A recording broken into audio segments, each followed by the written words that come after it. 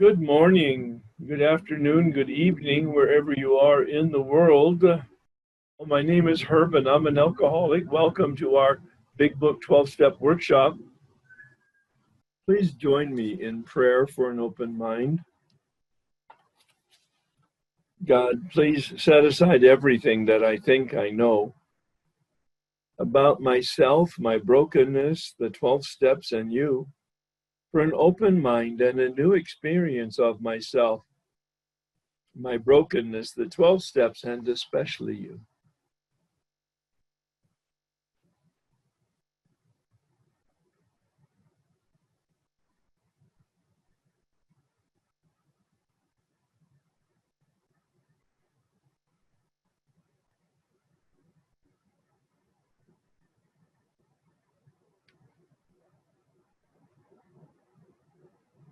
Please join me in the serenity prayer. God, grant me the serenity to accept the things I cannot change, courage to change the things I can, and wisdom to know the difference. We've started looking at step 1 and progressively are digging into the whole experience of powerlessness, no choice. And I say it that way because although we will get some new understanding and some new information, and that's important, it's really important that we have a new experience. That's the prayer of set aside. To have some new information, certainly, but to allow it to connect to our innermost self so that we have an experience. It may be that it's been a while since you've had any experience with your addiction. You might have some months or years even of abstinence from your particular addiction. Maybe you have an encounter with new addictions that you're looking at. Or maybe you're just free of addiction, and so it almost seems robotic or not really important to be dealing with this first half of the first step. I'm asking you to approach this first step with the open mind of a newcomer.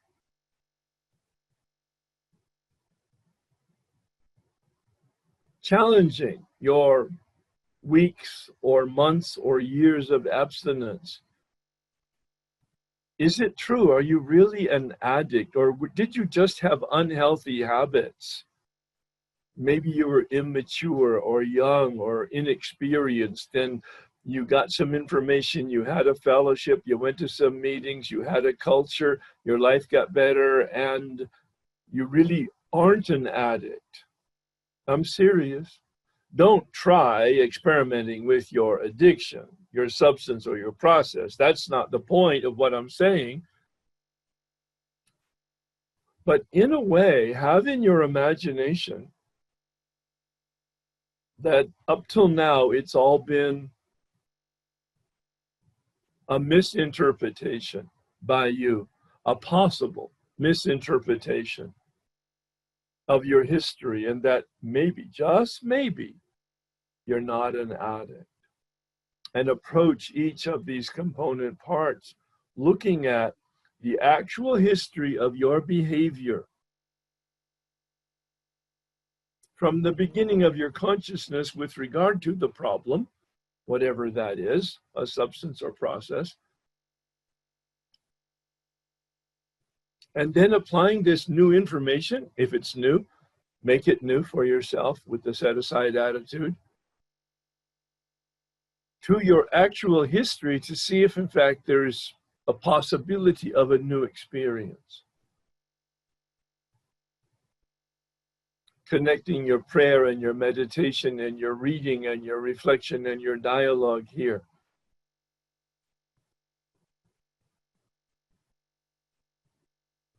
Challenging that history, challenging your ideas, challenging your conclusions, challenging your feelings, challenging your memory. It sounds like a lot of work, but it's really just an attitude change, really, just a shift in an attitude. It's not a lot of work, but it's innovative, it's creative, and it's in the spirit of set aside. And see what happens. There's no downside to it, none at all. I'm not asking you to experiment actually, practically, by engaging your addiction. I am absolutely not saying that. We looked at the doctor's opinion, and we completed looking at the doctor's opinion. And his opinion was that we have a defective body. Our biology is different than normal people. Doesn't matter what your addiction is, whether it's a substance or a process addiction, the definition of this component part of the biology is the same. Once you start, you cannot stop. Substance or process. Once you start, you cannot stop. It's biology. And Bill says, so if you're suffering from some type of a behavior, stop it. Oh, for God's sake, stop it. Just say no. And the book at some place actually said, try some controlled behavior with regard to your addiction. It says it here in the next section that we'll be looking at as a possible suggestion. I never give that suggestion. Why is that? The big book says, if you have any doubt as to whether you're an addict, alcoholic, it actually says, I converted for our sake. If you have any doubt, try some controlled fill in the blank, whatever yours is. Now we know, though, from our study of the doctor's opinion and Bill's commentary on that, both in his story, pages 1 through 8, and the material that we looked at, pages 17 to 23, we know that once you start, you cannot stop. So the danger of starting to experiment is that you don't know where it'll go if you're an addict. If you have some doubt and you really don't know, or even if you don't have any doubt, but you're going to try to follow the big book suggestion to have an experience, the danger is that once you start, you cannot stop. And if you don't know that you're an addict, it sounds like a legitimate, well, I'll try it to find out. What's the danger?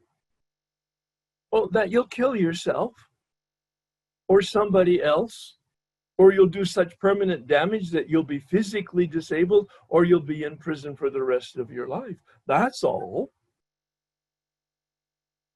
I mean, the potential results of taking a drink, a drug, or engaging in your addiction is potentially catastrophic if you're an addict. So why would you experiment with that? And he says clearly there's a much better potential solution in the sections that we'll be looking at here on the problems of the mind. He says, just try leaving it alone for a year. If you're a real addict, alcoholic, you won't be able to do that, because the second component of why we're an addict says that although you can stop, you just can't stay stopped. You can stop for a day, a weekend, a week, a month, 3 months, a year, a decade. On your own power. Most of you have tried it and you have succeeded in stopping. The problem is you didn't succeed in staying stopped. I've had people say, oh, no, I was able to stop for 3 years. Hello? That's not stopping. No, I made a decision to start. No, you didn't. You started, and you have the delusion that you made a decision that you started. And that's a different conversation, and we'll have some of that as we go forward tonight and over the next several weeks as we look at this very, very tricky area of the problem of the mind. The problem of the body is biology. If that were the only problem, Bill says, stop. But you see, that conversation is totally academic because we can't stay stopped. He says on page 23, therefore the problem is in the mind.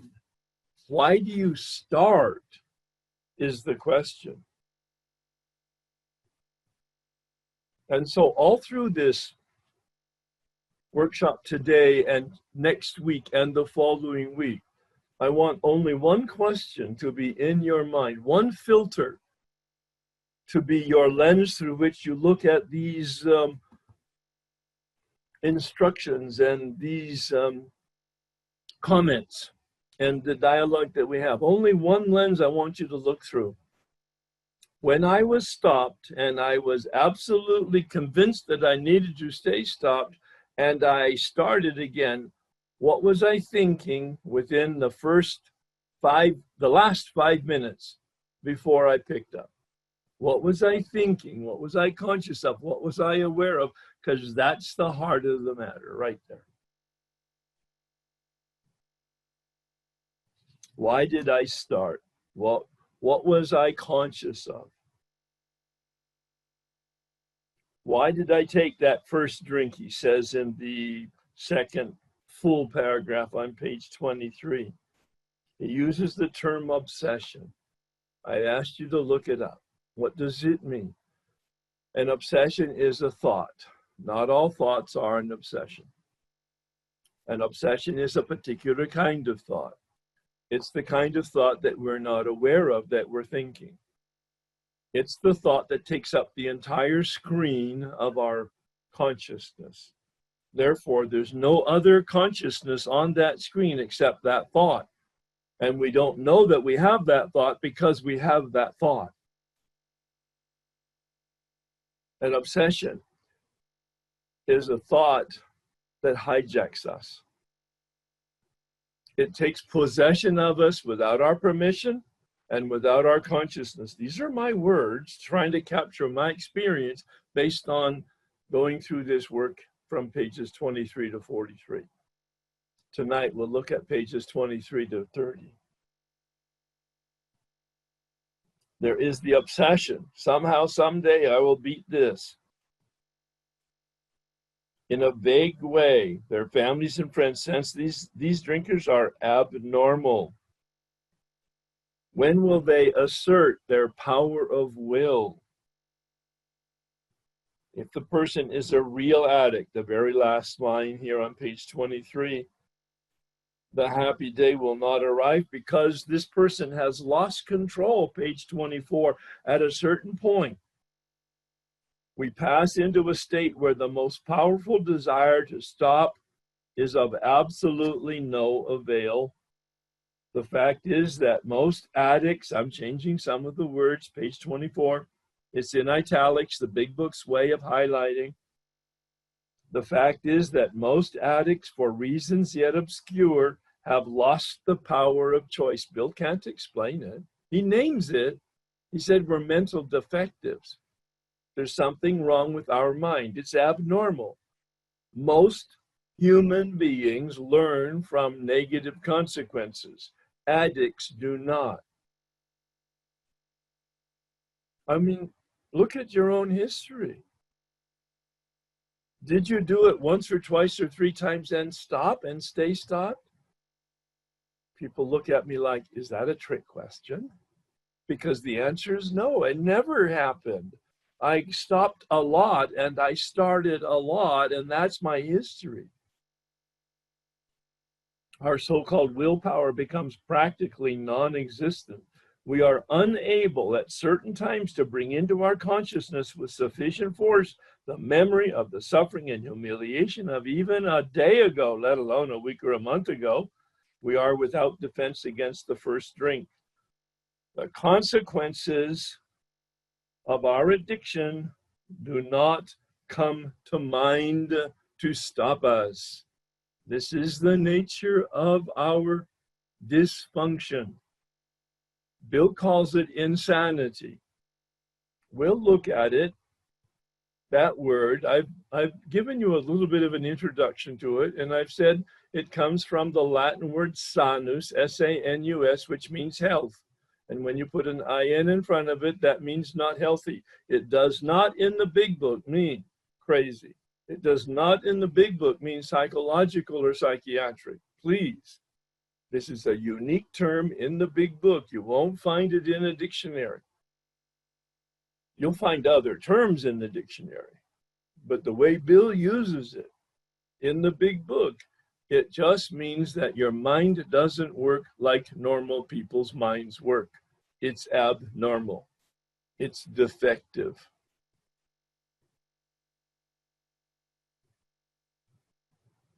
If these thoughts do occur, they're hazy and readily supplanted with the old threadbare idea. It'll be different this time. Oh, and it is different. It's usually worse. But that wasn't what we anticipated. After 20 years of drinking, whenever I thought about drinking again, if I thought about it, it never connected to jails and hospitals and blackouts and embarrassing moments of a regular experience in those 20 years. My mind says, I'm just going to relax and I'm going to have one or two so that I can enjoy the wedding or the funeral or the dance or the company picnic or dinner with my family. Sometimes I did enjoy it and stop with one or two. Periodically and progressively, more cyclically, I drank more than I intended. No, that's because of the allergy kicked in periodically for me. Some of you have that experience, that it wasn't every time like mine. Some of you have the experience it was every time. It was a chronic problem. It's not my problem. It wasn't my experience. It was my wife's though. She had the chronic. She drank every day. She got drunk and passed out every day for the last 5 years. Not my experience. There is a complete failure of the kind of defense that keeps one from putting his hand on a hot stove. If any of you came over to my house for the first time, you're excited to see me. I'm excited to see you. We're greeting each other. I invite you to the kitchen to get a cold something or other and maybe a little snack. And we're busy talking and wonderfully engaged. And you don't know the kitchen, but you put your hand down on the counter, what you think is the counter, just to relax a little bit. And it's a hot stove and it's on and it's red and you didn't see it and you burned your hand. Would you ever come into my kitchen again and not know where the stove is? Well, no. Now relate that to the negative consequences that pursued your addiction, substance, and or process. And how many times did you suffer? And was that suffering ever a memory that stopped you from picking up again? No. It won't burn me this time. There's the obsession. Now, the thought is the obsession, but the content of the thought is a delusion. It'll be different this time is the thought, but the content is a lie. It's never been safe for me to do this. I just don't remember to remember. I'm not consciously telling myself a lie. People say you're in denial, as if I had any control over it. I'm not consciously repressing the truth. I'm absolutely unable to see the truth. Oh, I hope you can get that. I hope you can experience that, because when you do, it's shocking. It's kind of like, wow, I'm really screwed. That's not in the big book. But that was my experience when I finally went through this work and worked with this man. I was 7 years sober, and I had never seen this whole experience of obsession and delusion. And I had to go over my different stories 3 different times in 3 different meetings with him of 2 hours each. And in the last one, he got very specific with me, as I will with you, concerning those 5 minutes prior to picking up after a decision of not going to pick up and some period of abstinence. I made a decision on Sunday not to drink Monday night. And Monday night I drank. But then on Tuesday morning I said, well, I'm not going to drink Tuesday night. And on Tuesday night I drank. And Wednesday morning, oh, okay. I still got some time this week to be successful. On Wednesday morning, I'm not going to drink Wednesday night. Wednesday night I drank again. And I thought I was changing my mind. I thought it was a decision that I made. I was thirsty. I wanted to drink. There was a social location. There were so many reasons that I had, none of them sufficient, but all of them brought me to having that drink. And I realized, oh man, I wasn't changing my mind every day. My mind was being changed. Here's the difference. An obsession hijacks us. It takes possession of me without my permission and without my consciousness.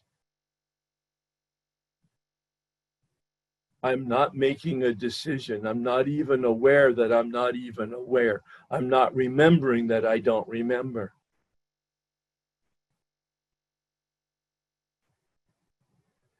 He says it won't burn me this time, or perhaps he doesn't even think at all. What sort of thinking? You see, this is a problem of the mind, bottom of page 24. Ugly facts have been confirmed by legions of addicts throughout history. So many want to stop but cannot stop and stay stopped. That's the key. Well, of course, the chapter is called There Is a Solution, and here's a paragraph that's italicized to emphasize almost none of us like the self-searching, the leveling of our pride, the confession of shortcomings, which the process requires for its successful consummation. So he teases us into the darkness of our experience of powerlessness, no choice, and then he says, because this is the chapter to create a little hope, well, there is a solution. My sponsor interpreted that as doing a fourth and fifth step. Self-searching, the leveling of our pride, the confession of shortcomings, which the process requires. He's giving us a little signal of what's coming down the road if we want successful consummation. We had come to believe in the hopelessness and futility of life, but now with somebody else's experience that this process really does work, we're willing to pick up the simple kit of spiritual tools laid at our feet, and we will be rocketed into the fourth dimension.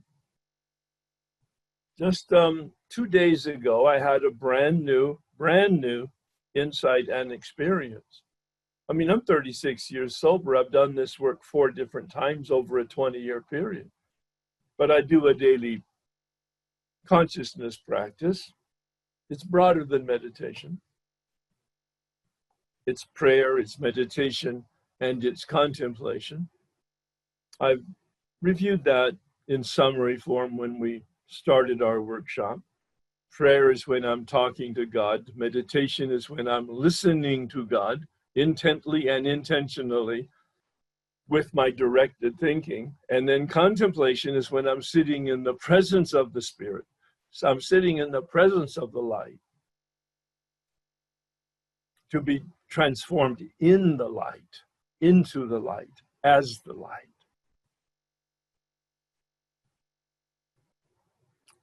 But the insight I had was thinking about the term spirituality.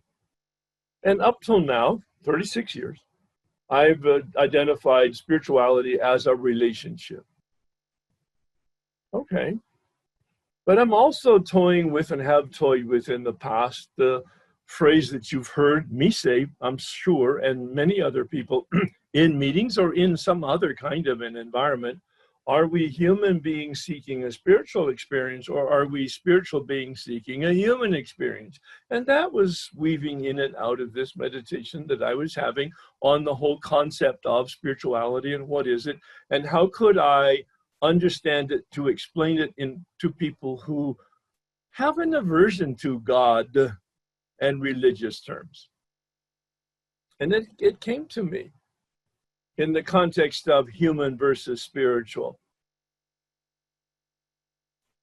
Oh, what makes me human is that I have consciousness. And what makes me human is, and fulfills me as a human being, is my ability to help others, which people call compassion. The two components, consciousness, my mind, and compassion, my decision to help others. That's spirituality. That's the fourth dimension, because it's immaterial. The three dimensions are material: height, width, and depth. 3D glasses gives us an ability to have a depth perception for the film that was being shown in the theater. With these glasses, I can see what the director is attempting me to see and have a new experience with. But that's material reality: height, depth, and width. The fourth dimension is the immaterial dimension. Consciousness is immaterial. Compassion is immaterial. Consciousness is the way my mind works. It's not an organ in my head. It's a function of my cortex, my third brain. Compassion is likewise an immaterial reality coming out of my willpower to take action to help somebody else for their benefit, not mine. Spiritual and human are really the same thing then. Flip sides of the same coin. Bill, in fact, says in one of the areas, I believe it's in A Vision for You, the last chapter, we keep our head in the clouds and we keep our feet on the ground. Perfect. Step 11 and step 12. It's a bit of a sidetrack for us right now, but we are talking about the mind, that immaterial reality, one of the two components that makes us specifically human, that we can self-reflect. The other is that we can make a free decision, and we'll be looking at the impact of an understanding of an experience with the will in assignment number 5 in about a month. We have had deep and effective spiritual experiences which have revolutionized our whole attitude toward life, toward our fellows, and toward God's universe. The central fact of our lives today is the absolute certainty that our Creator has entered into our hearts and lives in a way which is indeed miraculous. God has commenced to accomplish those things for us which we could never do by ourselves. Well, that's exactly what we looked at right at the first part of our workshop in that second meeting, unpacking the spiritual experience appendix 2. But he's reminding us now, right here at the beginning of what the end game is. We're at the fork in the road right now. He says there's no middle of the road solution. You can go to the left road, the road traveled mostly, and that's the road of addiction. Or you can take the road less traveled, the road to the right, the road of a spiritual solution, the road of recovery. Two alternatives, one to the bitter end, blotting out the consciousness of our intolerable situation, the other to accept spiritual help. Not easy alternatives, he says on page 44. On page 26, we did this because we honestly wanted to and were willing to make the effort. He then talks about Roland Hazard, the fellow who had a year-long therapy session in Switzerland with Carl Jung. He had profound knowledge and inner workings of his mind. This is the point here.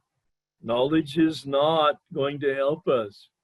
Therapy is not going to help us in the final analysis. I don't have control over alcohol. The doctor said, you're hopeless. You need to find a spiritual experience. It says on page 27, this fella did find it, and he remains willing to maintain a certain simple attitude. He's able to sustain it. And that's what Bill says in step 10. We enter the world of the spirit, but we're not cured, and we have a daily reprieve. Again, he describes that spiritual experience in the middle paragraph on page 27. You can read that. He calls it an emotional rearrangement. It just repeats in different words what we unpacked in Appendix 2, the spiritual experience. On page 28, we're here because we're desperate, drowning people, drowning in our addiction, perhaps, or perhaps drowning in our unmanageability, even if addiction isn't our problem today. If addiction is not our problem today, unmanageability might be. You'll have to wait a little while until we unpack the real meaning of that as I see it from the big book standpoint. He says there is a power other than ourself, a flimsy reed, which is a loving and powerful hand of God. A new life will be given us. We each will discover this power, he says in the middle of page 28, based on faith. And we'll be asking ourselves, what does that mean in step 2? What is faith? All of us, no matter our race, creed, color, or addiction, are children of a living creator with whom we may form a relationship upon a simple and understandable terms as soon as we are willing and honest enough to try. Notice the willingness emphasis again. But he reinforces on page 28, it's an entirely personal affair.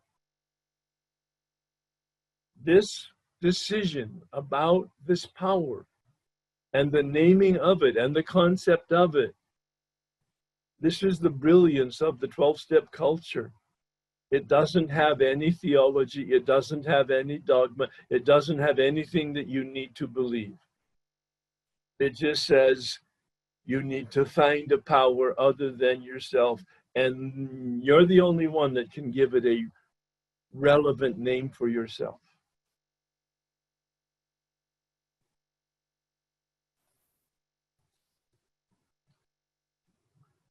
He says at the bottom of page 28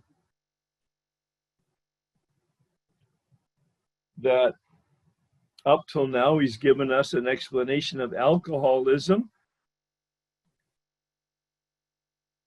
On page 29, he says further on, there's clear-cut directions. Clear-cut directions. Listen to the textbook language. Are given how we recovered.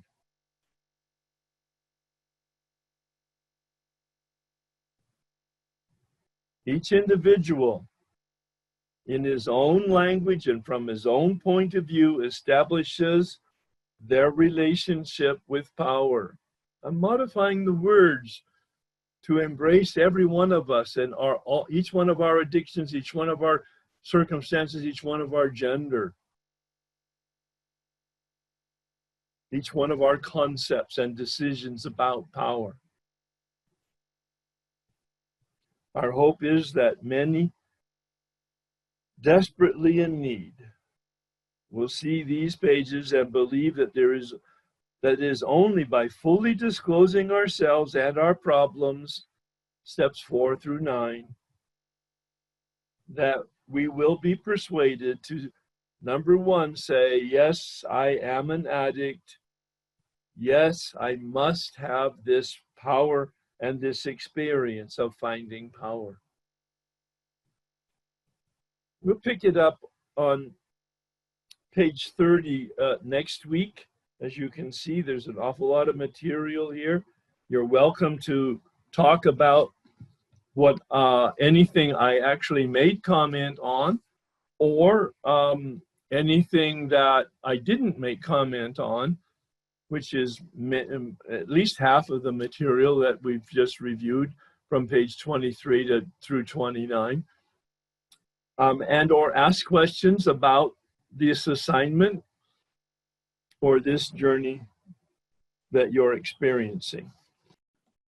I wanted to touch on what you spoke earlier about when you were talking about trying to control eating and could not stop. And then you said, if I understood you correctly, we think we're making a decision to stop, but we're not because we're in the obsession. I was just wondering if you could explain that a little bit more, or. Actually, I'm not going to explain it, but I'm going to ask you some questions about your experience. So what's your addiction? Food. All right. Have you had a period of abstinence in food? Yes. Give me the length of time for one particular episode of abstinence that you had that you're happy with. Oh, about 1.5 years. You were abstinent for 1.5 years, and you're in a 12-step program to support that. Yes. You made a decision to stay abstinent, and you relapsed. Yes. What were you thinking within the 2 minutes to 5 minutes prior to the relapse? I remember I was uncomfortable about it. It was near the holidays, and I was uncomfortable about the holidays. Is when one of my parents passed away. And it's also holidays is a good context to give it.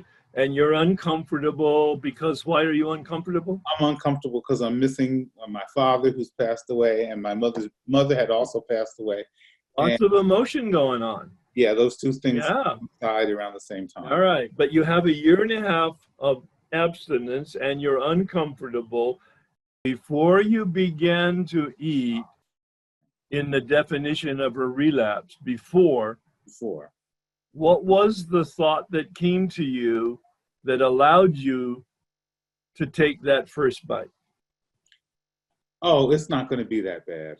I'm not going to. There you go. All right. That's perfect. It's not going to be that bad. Yeah. How did it turn out? Disastrous. I stopped for like a couple of hours or a day, and then like a day or two later, I'm eating again. You're often running it. All right. So let me go back then to that 5 minutes in anticipation. All right. Yeah. It's not going to be so bad was your thought. Right. In prior abstinences that you had a relapse, had you ever had that thought before? Yes. It's not a trick question. Yeah. Yes, I know the answer, and you've just confirmed it. Yes, many times I've had the thought before. And was it ever any better, or did it always get worse? It gets worse. Yeah, it's gotten worse. Yeah. All right. It gets worse. All right. See, so what you're saying is that you had the thought that you'd had many times before, and you knew it was a lie, but this time you believed it. Right. What's wrong with you? Yeah. That's what we're going to find out. That's what we're going to find out. No. I want you to. All right, but maybe you just found out. Now I don't want you to gloss over it. That wasn't. That was kind of not a rhetorical question. It was a question to lead you to bring that to conclusion. If you had this thought, it will be okay. It won't be so bad this time. And it's a thought that you had many times before, and it was always bad. Yeah, my thinking is there. My ability to rationally work through this is horrible. No, actually, that's one way, but it's like you really didn't have any clear thinking at all. Your thinking was being driven by an obsession. Okay. Yeah. So that taking control. It was kind of like the biology with the allergy. This is the psychology with the obsession. Once the thought enters into you as an obsession, you're hijacked. Right. There's no preventing the trigger to be pulled. Mm. Okay. You're actually, I can hear you, see you resonating with that. Yeah. Yeah. Yeah. See, that's what it means by powerless. That's what it means by no choice. At that point, you've lost control Right. of your thinking. Yes. There's no prayer. There's not going to be a call to a sponsor. There's not going to be any alternative action other than eating, because the thought dominates the consciousness. Right. Yeah. Right. Right. And there were times where I've actually called. Then it wasn't an obsession. Then it wasn't an obsession? It was just a thought, and a strong thought, and an unhealthy thought, but it was just a thought, not an obsession. Even if I ate after that call? Well, that then became an obsession. One of the guys I heard speak as a wisdom guy said, we're not responsible for the first thought. We are responsible for entertaining it and the second thought. Okay. So Yeah. you got the thought and you took a little bit of action, but then you continued to entertain the thought and it became an obsession. Okay. Yeah. Yeah. I can't explain any of that. I'm just trying to repeat it as an observation. And does that reflect your experience? It does. Yeah. It definitely does. Yeah. Yeah. Once you have an obsession, again, you're screwed. Mm-hmm. Powerless, no choice. Right. And the only solution, according to the big book in step 10, is that we have a spiritual shield. Those are my terms for what Bill talks about having a fit spiritual condition. I term it as a spiritual shield that then protects us and makes us invulnerable to the thought. Okay. That is the obsession. Yeah. And, acting on it. And what I was calling before fondling with these ideas, because I'd play around with them to the point where I couldn't stand it anymore. Yeah. Thinking, trying to control it was what or something, or thinking telling myself I'm trying to control it, but not really controlling it at all. Yeah. The only way you know that is in retrospect, as you stand defeated, looking back over your shoulder, and you go, lost that one again. Exactly. Yeah. It's not because you're stupid or uninformed or you don't have good, strong willpower. Not at all. Okay. It's because we're powerless in the face of that obsession. That's why Bill says we're mental defectives. I had, for me, just a few days of abstinence and wanted to continue that mindset.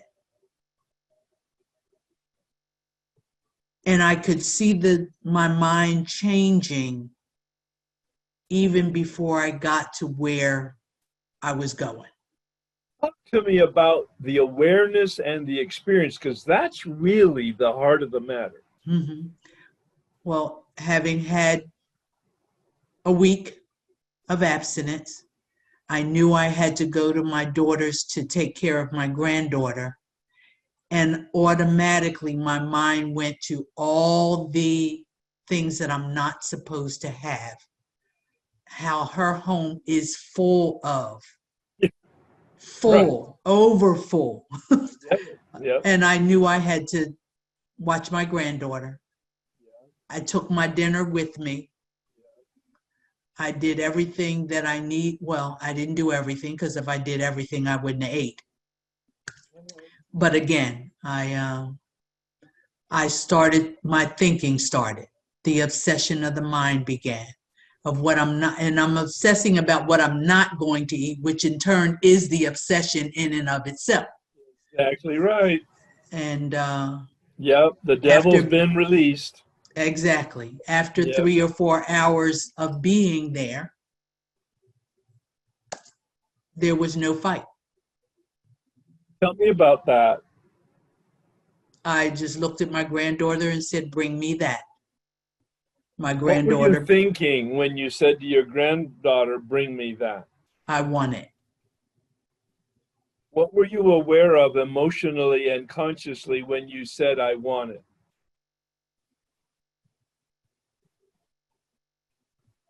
I was a bit restless. Okay, I was How much resistance was there?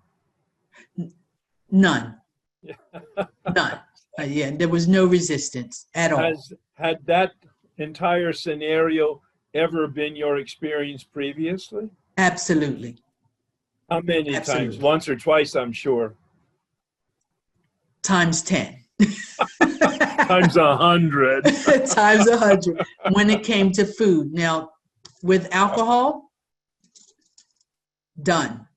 I was blessed to go through the step in the process and be transformed. Yep. But having the experience 10 or 100 times previously, having all the consciousness of the drive over there about what you're not going to do, and having 2 or 3 hours of not doing it, there was no resistance at all. You rolled. That's right. The obsession and the insanity. Well, and one of my good friends said the drink is not the relapse. It's evidence of the relapse that happened yesterday or last week. So, yep. So there's an examination of where in your spiritual life is something out of alignment. Okay, got you. Yeah. Not and that's judgment. What this process will show me. Oh, yes. That's it. And yeah, a day at a time. Yeah, absolutely. A day at a time, a moment at a time, living in the present moment to the best of our consciousness, knowing that we can't do that without help. And I think that's the biggest thing that I'm getting from all of this workshop is I can't do it. And also and the workshop is successfully touching your soul. Yeah. And one of the readings I'm doing and of one of yours, it talked about the it versus my understanding of who God is. And that reading has broadened my concept of looking at him being bigger, better, different, beyond my ability to encase my higher power. That's why we spend so much time on step 1 is as a lever for that, what you're experiencing right there, realizing, oh my God, my God needs to be a lot bigger than my current God is. And that's it. That's what I'm seeing. Nice. That's what I'm seeing. All right. Yeah, I wanted to talk what you said about, what happened right before I picked up, what were my thoughts, and they were pretty hard. I mean, I was hard on myself, that, I'm going to kill somebody, this isn't right. I know, you can call somebody, you go back to AA. I mean, I did that on a lot, especially toward the end of my drinking. Well, but let's stay with a specific example that is in your mind right now. Are you sober for 24 or 48 hours at this point in this mental image, and have you made a decision not to drink today? Yes. And what is going on now in your awareness? Well, it's late. It's 8 o'clock at night. I want to go out, so I get dressed. I'm doing all the stuff. I know I'm going out. Where are you going to go, Dave? I'm going to go to a bar. And why are you going to go to a bar, Dave? To get drunk. Oh, So you're already in the throes of the obsession then. Right, I know, right. So, all right, right. so I'm going to back you up more though, because you're already being hijacked. I want to back you up before you get dressed, before you have the thought that you're going to go out. What were you? How many? Wait. How many days are you abstinent at that point? I don't know, 2 days, maybe 3. Right, are you in AA at that time? No. All right. So why are you abstinent for 2 to 3 days? Because I know I need to stop. I need to quit. All right. So you stopped for 2 or 3 days. Had you ever stopped for 2 or 3 days before? Yes. Okay. Had you, and so you had stopped 2 or 3 days or more before, and you had started again. Did it ever get any better? No. No. And so here you are, stopped for 2 or 3 days with a firm decision not to drink, and the thought comes to you, what? I want to go have a couple beers. Just a couple. I'm only going to have 2. And had you ever had that thought, you're going to really monitor it this time? Yes, I have. Did you ever monitor it? No. All right, we can stop talking. Everything else is just drama, you see, because after that thought, I'm going to go out to have a couple beers, which is a thought you've had many times. It never worked, but you believed it this time, didn't you? Yes. See, at that point, the obsession has you, everything else is out of your control now. And it got worse that night, didn't it? Oh, yes, it did. Yeah. Just like the others. Just like the others. Did you ever get drunk after that? Oh, yeah. Yeah. Oh, yeah. I know the answers to these questions. Yes. Yeah. I mean, I'm laughing, I want to cry too, but yes, that's. Well, see, that's it. I was absolutely shocked. I wasn't changing my mind. I was being hijacked by a power in me that wasn't me. I was possessed. Boy, that is so true. Huh? I'm not talking about religious now. No, I got you. No, I understand. But in the poetic sense of a parallel, yes. I literally had no control, and it was startling to see that lack of power. Yes, very much so. Yeah. Good. Yeah, especially as you see it over a long period of time in many instances. Yes, many years. Yeah. Years. Yeah. Any other comments or questions or anything? No, that's it. I love sharing, with you. So. Yeah. No, that was wonderful. Thank you. I just stopped medical marijuana like 2 months ago. However, my mother had knee replacement surgery, and I was caring for her at my house. And of course, she had pain pills, and I was helping her dispense her meds. It was fine, like the first 3 or 4 days she was here, no problem. But then I'd planned a family gathering for my family to get together, to see my mom, see one another. And I had physical pain. I was having Lyme disease symptoms. And the thought just came through my head to take one of her pills.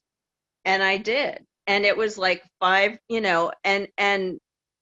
I hadn't thought about it at all the previous 4 days. It didn't go through my head once. Mind you, 10 years ago, my doctor prescribed me pain pills. I got addicted, went to rehab for pain pills like 10 years ago. So I do have a history. I quit drinking in 94, but I think on some level, because I have Lyme disease, I think I never really surrendered, quote, pain medication, whether you want to call it medical marijuana or pills. Like, I just have never completely surrendered it. Well, it's a complicated story. Let me try to ask some questions. When you quit drinking, did you quit drinking because you were an alcoholic? Yeah, I mean, I quit drinking in January of 94. Yes. No, you have to answer my questions and not tell me a story. Okay. All right? Yeah, Did you quit drinking because you're an alcoholic, and did you go to AA? Yes, I did. I went to both AA and NA, and I considered myself both an alcoholic and a drug addict, and I identified as both. Okay, all right. So that's important parts of this story. And so, did you stay abstinent from alcohol? Yes, I haven't drank since then. And you made a decision to be abstinent from drugs, but you indicated that you got into some pain medication. When did that Yes. happen? Well, I started having. No. Okay. I don't want the story. I want the dates. Okay. Probably about 4 years after I initially got clean and sober. I had bleeding ulcers, and then No. You can't seem to stop yourself from telling me a story. I don't want your story. No, because it's not relevant. What Okay, is now relevant is that you said you're a drug addict and you got addicted to pain medication, right? well, that And was 10 years ago. That was in 2011. I understand. All right. And you went to treatment for it. In 2011, yeah. All right. All right. 2012, So yeah. did you stay abstinent from pain medication? No, I made a decision with my doctor to go on medical marijuana because I was suicidal and couldn't take care of my kids. And doctor's direction? And were you able to manage medical marijuana without being addicted or using it addictively? Initially, but over time. No. You see, you can't answer my questions directly. You're Okay. about now to tell me a story again. All right. I want an answer to my question. I don't want the story. I don't want to know how it started and what's in the middle and no, I want to know, did you Okay. stay abstinent from being addicted to medical marijuana? No. All right. When did you realize that you were now using medical marijuana addictively? The past year, I've been grappling with it and trying to, control and do different things. And then I decided to stop a couple, like 2 months ago. All right. So you stopped again 2 months ago. So you're That's in a okay. 12-step program, FA. And what Right. are the FA protocols with regard to alcohol, drugs, and medical marijuana? Well, I don't use alcohol. I haven't used it since '94. So that's Right, moot. good. All right. But because it was people generally don't use them in FA, but because it was prescribed by a doctor, people didn't question me. And All right. truthfully, I agree with that, by the way. Yes, yeah. I agree with that. And That's between you and truthfully- your doctor and your sponsor. But here you are now helping your mother. You quit the medical marijuana 2 months ago. Right. And you took a pain medication that was hers, not yours. Right. And you're a recovered drug addict. And tell me about your thinking before you took that pain medication. Well, the thinking, it's been really helpful. You're talking about this, like focusing on the chronic versus because periodic. I'm the person that can stop. Yes, I'm the periodic. So I use that to justify.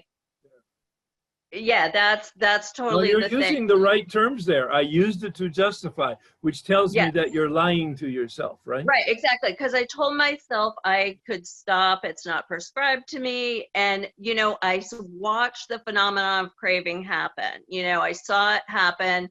Yeah. And I just dove. And even the following day, I took another one, even though it made me constipated. So Yeah. I knew what was happening. So I just kind of told on myself, told my sponsor, dove into meetings and workshops and spiritual literature, and I was able to get myself out of it after 3 days. But I know that,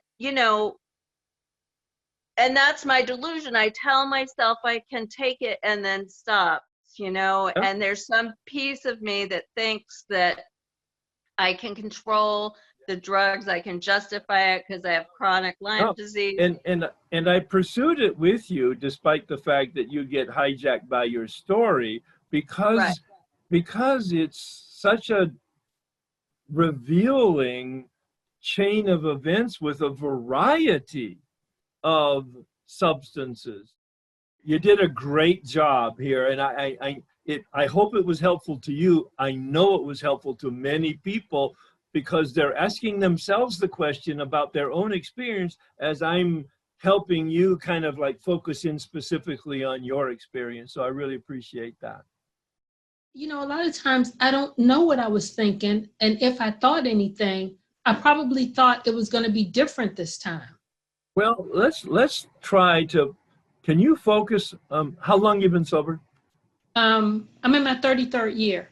Yeah, so it's kind of hard to go back, but Yeah. in the year or two before you got sober, pick one event where you were sober for a day or two. Mm-hmm. And you had kind of a decision that you were going to control it or stay abstinent for a while for whatever reason. And the specific event is that you're about to pick up a drink for some reason. And I'd like to know what you were aware of or conscious of prior to picking up the drink after you had a day or two of sobriety intentionally. Okay, the time I'm thinking about was Good. I had gotten really, really drunk a couple of nights before. And when I got home, I crawled up the steps. I couldn't make it all the way upstairs to the bed. And I crawled up the steps and I got in the bed. And when I woke up the next day, I was completely dressed, just like I was, you know. And I was okay for a couple of days. And So you didn't drink for a couple days. Yeah, I didn't drink every day. And what was your sort of awareness or decision with regard to alcohol at that point? That I probably should have eaten something. That's why I got so drunk. Because the people, Good. you know, Love my sponsors, I should have eaten something. Yep. So, right. And at this point, you're thinking about having a drink. What are the circumstances? I went to work. Because this is it may have been a Friday or Saturday, and Right. I was hungover, and Yep. I gotten over my hangover. I went to work, and I used to go to happy hour with people at work, and somebody said, you know, they were going out to happy hour, and I was going too. It was like I had forgotten about what had happened before. I mean, I know it happened, but I had forgotten all about what had happened before, and just going out with them. That's it. Got drunk. And you had a drink? Yeah. I mean, I said. Did you intend on having one or two? Yeah, just one. I always said I was just going to have a drink. Did you have one or two? No. Yeah. No. Yeah. No. That's it right there. Uh-huh. With very little consciousness of the huge experience that you'd had just 2 days before, there you are doing it again. Had it ever happened before that you had had a bad experience and you had a couple of days without alcohol and then you were just going to have one or two? Yeah. Yeah. I mean, did it happen regularly? Yeah, often enough, but I didn't think I was an alcoholic, you know. But yeah. Karen, what's wrong with you? You're an intelligent person, I can tell. I just didn't think I was an alcoholic, you know. And this one thing I want to share about the acronym about denial. The thing I learned when I got in AA, they told me that denial meant don't even know I'm lying, you know, and that's how it was for me. I didn't even know that I was lying to myself about being an alcoholic. I thought drugs was my primary problem because, you know, with the drug usage, it was worse than alcohol. And these things that I had with alcohol, I just thought that was normal because everybody that I drank with, that happened to them, including my family. Exactly. Yep. So I just thought that, you know, I knew that I was a drug addict and that I had a problem with drugs, but I didn't think alcohol was my problem. And that was my first drink. That was my first drug, alcohol. And so at that time that you were relating to me about the alcohol, had you stopped using drugs? No, I was still using drugs. I was still using drugs, but you know, alcohol was the good old reliable. It was the thing I went back to time and time again, especially if I couldn't get the drugs. I could always just, you know, get drunk or have a drink or two. Right. You know, my thing was buying half pints because I wasn't going to drink that much. Yes. Go to the store. How many times did you have to go back to the store? You know it. I mean, I don't know how many Sometimes I would go back to the store that night over and over again, getting half pints. Yeah. And I loved half pints. I mean, they could Yep. fit in my purse. I mean, they were just so compact. You know, I Yep. just loved everything about half pints. One of my uncles told me that I was going to half pint myself to death. Did that bother you? It did. That bothered me. And the other thing that bothered me was that they would tell me, you passed out again last night. And my thing was, I did not pass out. I fell asleep. That's I was tired and I fell asleep. Exactly. Just that simple. And you meant it. Yes, I didn't like what they were implying. Well, I'm still in my addiction. All right. What does that mean? It means I'm abusing food. All right. And so you're in a food program? Yeah, I pick one and then I leave. Well, let's not try to get into a story. Let's just answer questions. Are you in a 12-step program right now? Yes. Okay. Are you active in a 12-step program? I'm going to say no. Thank you. I knew that from your hesitation previously. All right. So why are you in a 12-step workshop? Because I want to work through. Oh, it's interesting you say that. I want to work through my fears that I have around 12 steps. It's interesting I'm saying that and not my addiction. Okay, interesting. So are you interested in dealing with your food problem? Yes. Oh, again, a hesitation though. Well, Are these relatively new questions for you? apparently, I mean, Yeah. Yeah. All right. So have you been in FA active at any time? Yes. And how long has it been since you've been inactive? A year? Oh, wow. Okay, good. A good long stretch. Yeah. Do you intend on being in a 12-step program soon? Yes. Which one? A Vision for You. Oh, that's OA. Yes. Okay, wonderful. All right. And do you have a date that you might start that? Tomorrow morning. Okay. And so that means you'll get on a phone call tomorrow? Yes. And then what? I will see who's available for sponsor. Excellent answer. Now you got some traction. Oh, good. I'm not going to ask any more questions about it, because if you do that, you'll get traction and you'll get started. And you stay on this call and you stay active with the assignments to the best of your ability, or basically take direction from a new sponsor that you'll get, this week or next week or sometime down the road. That's fine. Yeah, excellent. Yeah. I get caught on, they say the disease isn't a moral issue, but I certainly spend a lot of time hating myself over it. And that's just, I just couldn't even bear to sit down and look at my history because I'm just so sick of it. Yeah. Yeah. So well, that's all just right. And so what's your question? How to remedy that? Stay with this workshop, get a sponsor, begin being active in whatever 12-step program you're connecting to, and just do it by the numbers. You don't have to look at yourself until the 4th step, and we're months away from that. And by the time we get there, you'll be prepared to do that. Okay, thank you. Yeah, yeah.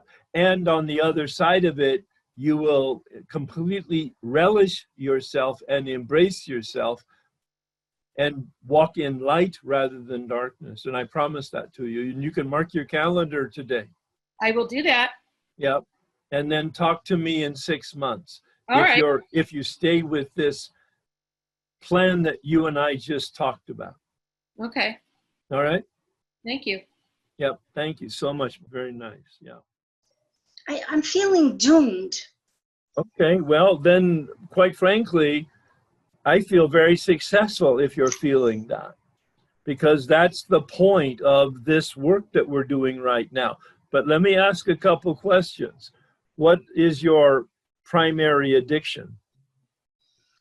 I have so many. I am sober in AA for 31 years. And I for the last 7 years, I have struggled with FA. So currently then your struggle in addiction is with food. That's right. Yes. Is that your primary problem right now then? Oh, yeah.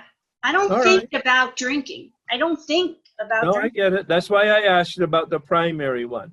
And you've been in FA for 7 years, did you say?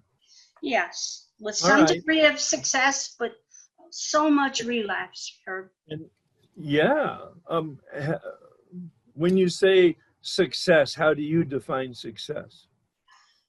A period of abstinence from addictive eating. All right. What's your recent longest period of abstinence? I came back to FA in February of this year, and I stayed absent for, I don't know, over 90 days. But I just ate last week. Yeah. And, you know, Herb, for me, if I take one string bean more than what I have committed, that's it. That's it. You pull the trigger. Yep. That's it. So Yep. it's not, I'm not allergic to string beans. Apparently you are allergic to one too many. Yeah. Yeah. I don't know. I can't explain that. It's not really important. Why don't you just stop it then? And then it won't be a problem. Your lips to God's ears. Well, no, you can't stop it. That's the problem. I can't. That's what we're talking about right now. You asked if I'm doomed. Yes. Yeah. Yes, absolutely. Doomed, hopeless. On your own power, on the power of the steps, on the power of your sponsor, on the power of FA, you are doomed. You're screwed. But every one of those things that I just mentioned are the tools to get you to a relationship with power, and then you won't be doomed. Okay. Now, you're not drinking right now. No. You're in AA, and you haven't had a drink in 33 years, you said, I think. 31 years, yeah. 31 years. Wonderful. So, quite frankly, if you were working a really good AA program, you shouldn't have any problem with food. So apparently there's something amiss with your spiritual life. I don't agree with that. Well, but there's something amiss with your spiritual life because you're relapsing in food. That's what Bill says in step 10. We enter the world of the spirit and we'll maintain our spiritual condition. We have a daily reprieve. Do you have a daily meditation? I do. I love it since working with you. Oh, okay. I've come to love wonderful. that half hour. Wonderful. Yeah. All right. But if you asked me why I ate last week, and I really have given it some serious thought, and I can't tell you why. That's right. Yep. Yep. Yep. Well, I'll tell you that you're readdressing your spiritual life through doing these steps again from the viewpoint of your food addiction. Let's just see what happens by the time you finish your 5th step. Maybe that'll be in 6 or 8 months. See what happens. Meanwhile, be patient with yourself. Really mean having a compassion for yourself. On your own power, you're doomed, but you're going to show up and do the best you can anyway. I can do that. Yes, you can. Yes, you can. I will. Yeah. And let's just see what happens, but report into us, okay? Yes. Yeah. Thanks, Herb. I always believed that I could control my food. You know, the decades of diets. How long time period? How long did you believe that? I came into the program in my first in my 50s. So that would have been, and I believe I was you know, my food was out of control from very, very, very young age.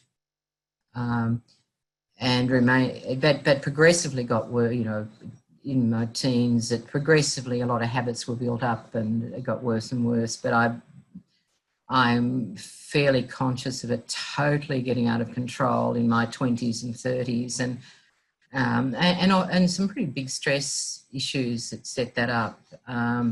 So you've got a lot of words and a lot of story, but let's get directly to the question. Yeah. I asked, how long did you have that belief that you were managing it and controlling it? Look, in all honesty, I think I've still got that belief. Good for you. It's I'm glad that you're coming clean. That's right. So for decades, you've had this belief despite contrary evidence. Despite contrary evidence, yes. That's a delusion. Yeah, it is a delusion.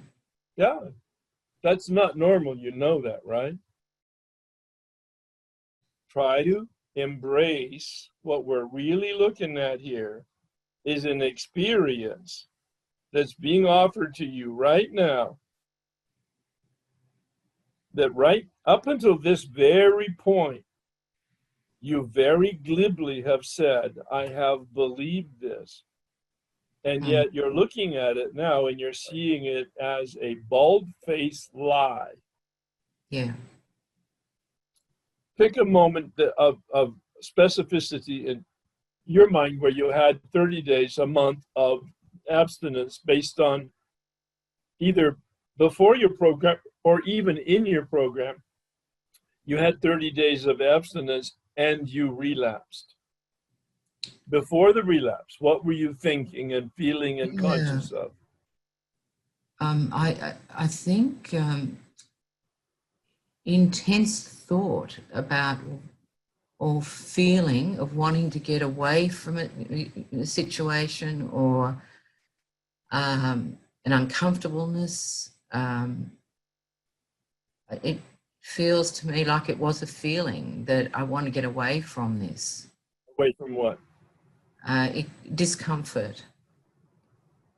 All right. So you had a month of abstinence and you were very aware of being uncomfortable and wanting to reduce the discomfort. Had you ever had that kind of feeling before?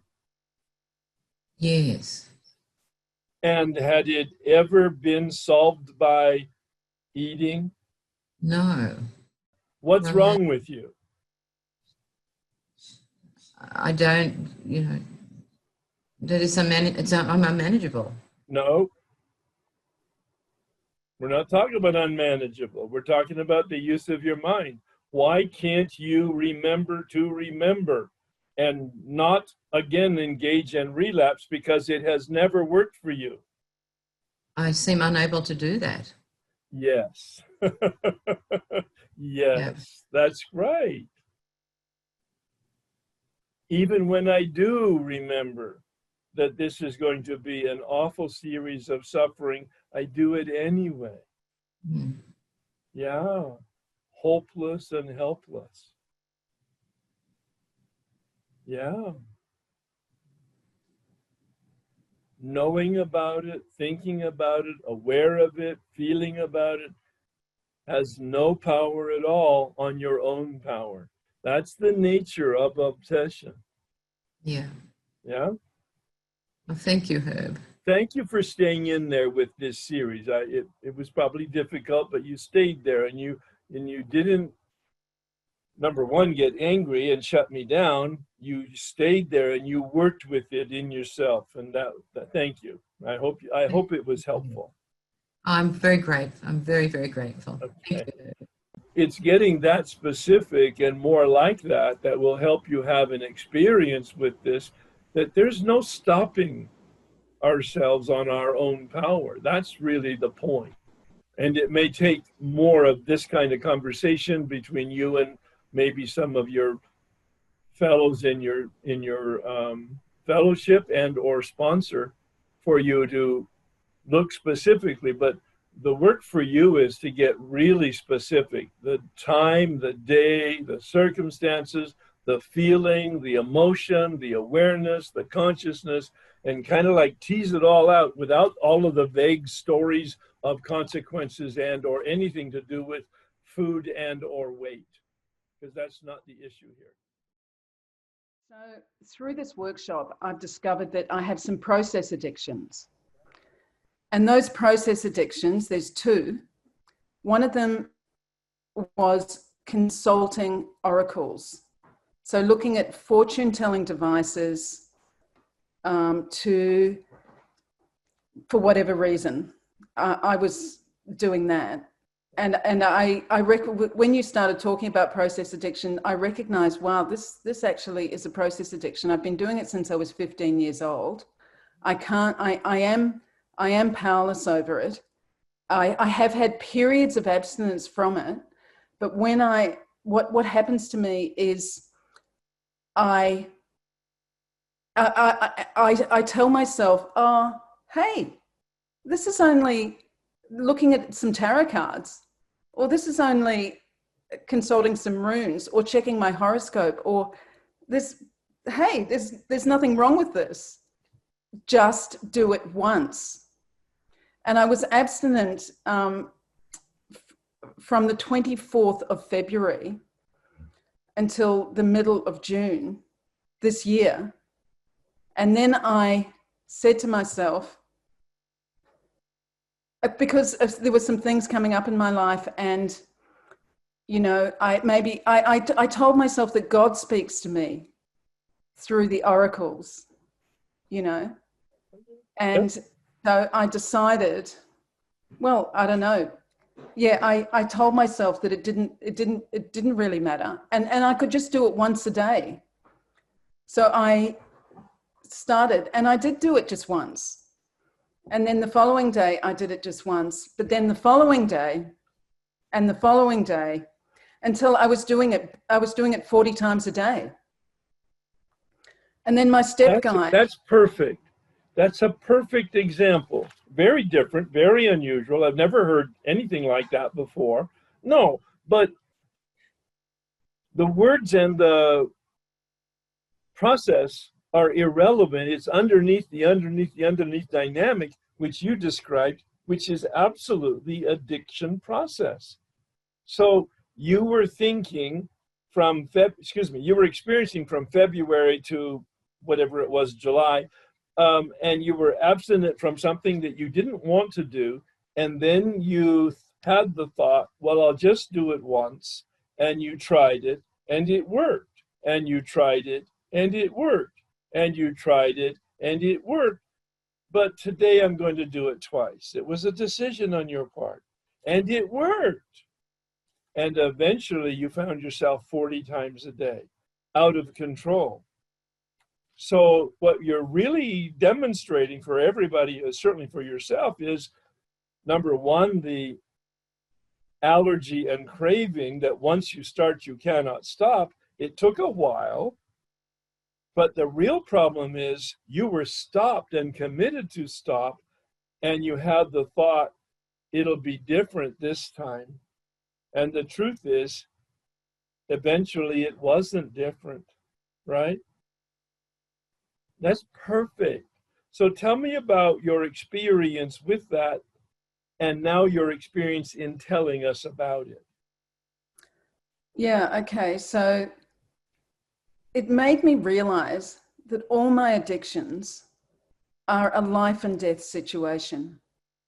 They really are a life and death situation, because the more I consulted the oracle, the more confused I got, and the more disappointed I got that what I wanted to happen, the oracle wasn't telling me was going to happen. So I had to consult it again just to check that it wasn't going to happen, and again and again and again. Right. And that ground me into the ground, and I noticed my suicidal thinking return. I noticed a terrible negativity inside me, and yeah, I noticed. Was that the kind of negativity that had you make the decision back in February to stop that behavior? Yes. Yes. It was that, only it was worse, Herb. This time, somehow with more understanding or something, I don't know, but this time it was worse. And I really, or maybe I'm just more sensitive to my own negativity now. Do you have any parallel with that dynamic and your food addiction?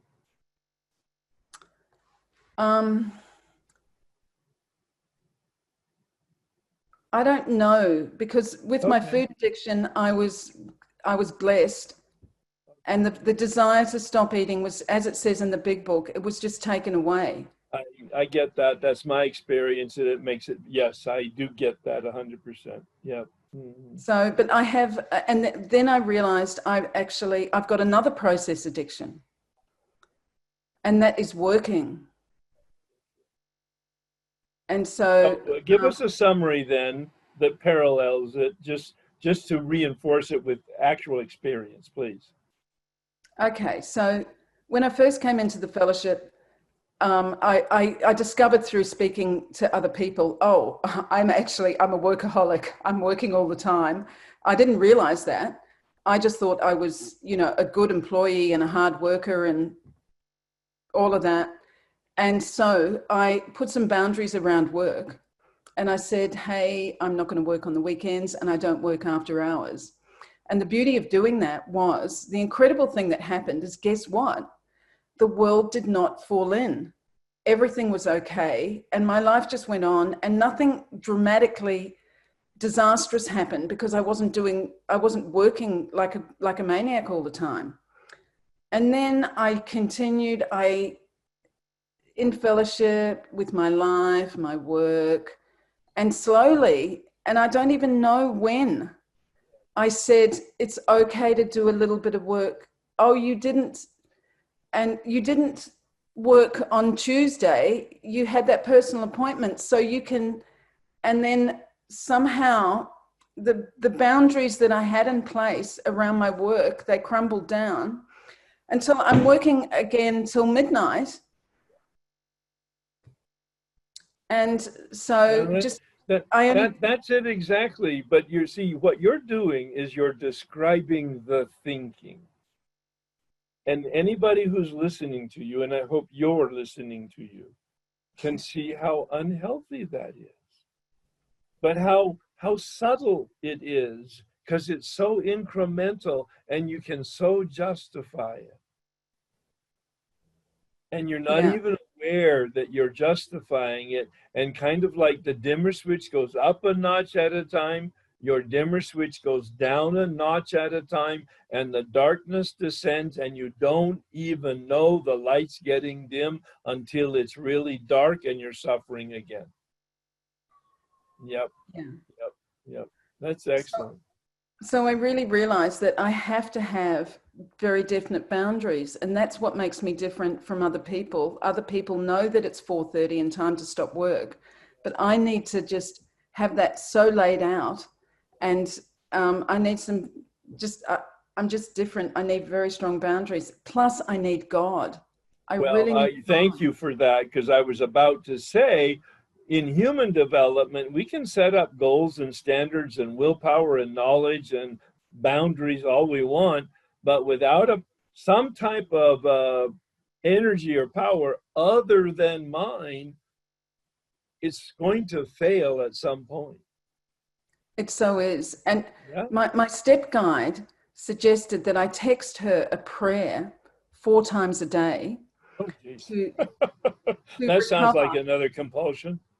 Well, actually, it helped Herb, because the prayer, and that was to recover from the consulting the oracles, and I see. So just connecting, just realizing I need God in the moment. I don't need to know what's going to happen with any situation. I just need to really be in the moment.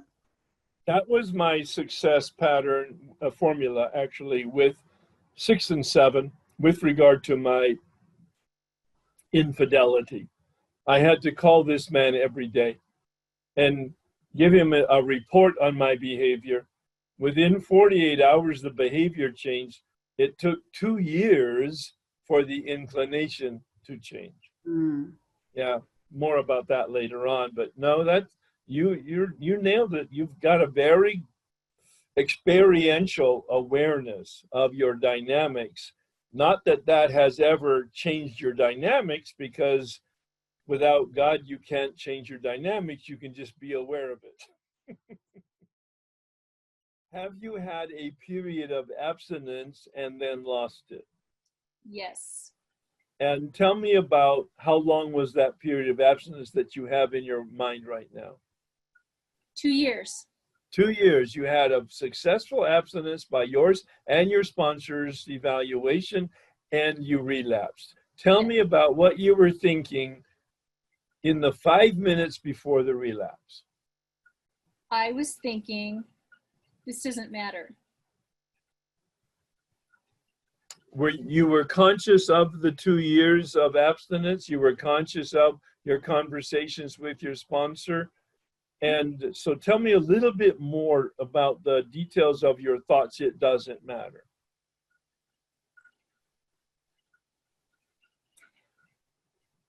I didn't believe anymore that I had a problem. I had already lost my weight. I looked great. Things were going my way. Life was so much less chaotic. Things were fine. I can There you go. No I big have enough experience now. I have achieved my body size, my weight goal. My life is looking good. All right. Excellent. Had you ever had that experience previously, where you had had some abstinence, you had the right body size, the right weight, and your life was going well, and then you relapsed? Had you ever had that before? 10 years before. Tell me a little bit about that, please. 2006, I found an article, realized I was a food addict, went to FA, got abstinent for about 1.5 years, was pretty much at my goal weight. I can do this. This is fine. I don't want to go to a meeting. I'm busy. I got stuff to do. Or frankly, the way I work is like, I'm just not going to weigh this today. Big deal. It is what it is. Yeah, because it's good now. I got this. Yeah. Yep. All right. How long after that did you identify yourself as being in relapse and it was out of control again? 2016, I was at 244 and I was suicidal, and I'm a single parent. Were you aware of your deterioration prior to that time between 2006 and 2016? Yes. But at what point?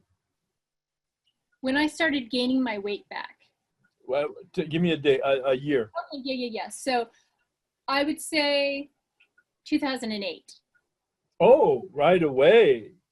So 2006, your abstinence. 2008, you're beginning to be aware that you're gaining your weight, but you didn't get back into FA till 2016, another 8 years. So you watched yourself deteriorate for that period of time. So you had a long period of suffering, and then you got back into FA, and you got abstinent, and you had 2 years of abstinence, and your thought is, I got this. Yeah. No, do you hear it? Yeah. Aren't I funny? I mean, I look at myself and go, honey, you're an addict. Embrace well, but it. you see, you couldn't see, and you didn't know, and you didn't connect the dots. You deteriorated over an 8-year period, a whole lot of suffering after having some freedom. Then you got the freedom again, and then you repeated the insanity of the first bite, not remembering the insanity of 8 years of biting and losing and gaining. And that's perfect. But see, I'm demonstrating it for you and you gave me permission, which I really appreciate that. But I wanted everybody to hear the specificity of your remembering here, right here on the conversation, and then now connecting it in a way maybe that you've not connected it before, but it was certainly a priceless experience for me to demonstrate to other people. This is what I'm talking about in terms of insanity and obsession and delusion. And you know what? That has not changed. Well, and it doesn't. Yeah, because I could do it right now, you know, and that's how strong this thing is on me, this hold it has. And Bill that confirms it in step 10. He says we're not cured of our death dance with obsession, but we do have a daily reprieve, meaning we have a spiritual shield once we finish the 9th step. If we're doing 10, 11, and 12, we have a spiritual shield so that we won't have that insane idea and the insane behavior that comes with it. We'll be protected. Yeah. I think that's what's holding me in place right now is remembering the daily reprieve. And I have to think of it as the moment reprieve. I have a reprieve in the moment. No, that's wonderful. No. I mean, you know, without a substance, you know, without either food or alcohol or shopping, I am present and aware every minute of the day. And I just, you know, these substances give you an escape. I don't. Okay. So we're going to talk, we're going to pick it up next time. Okay. And the question I want you to ponder between now and then is, why do you want to escape from reality? If in fact, the world is crappy. The world is crappy. My world isn't. Uh, I live in the world of sunlight and blue sky all the time. So on that thought, we're going to pick it back up next week. All right? Okay. Yeah. Thanks. The only one thing we can change in life is our attitude about it. We will continue doing the big book work and going from, I think, page 30 where we left off to page 35. Please join me in the serenity prayer. God, grant me the serenity to accept the things I cannot change. Courage to change the things I can, and wisdom to know the difference. Amen. Thanks, everybody.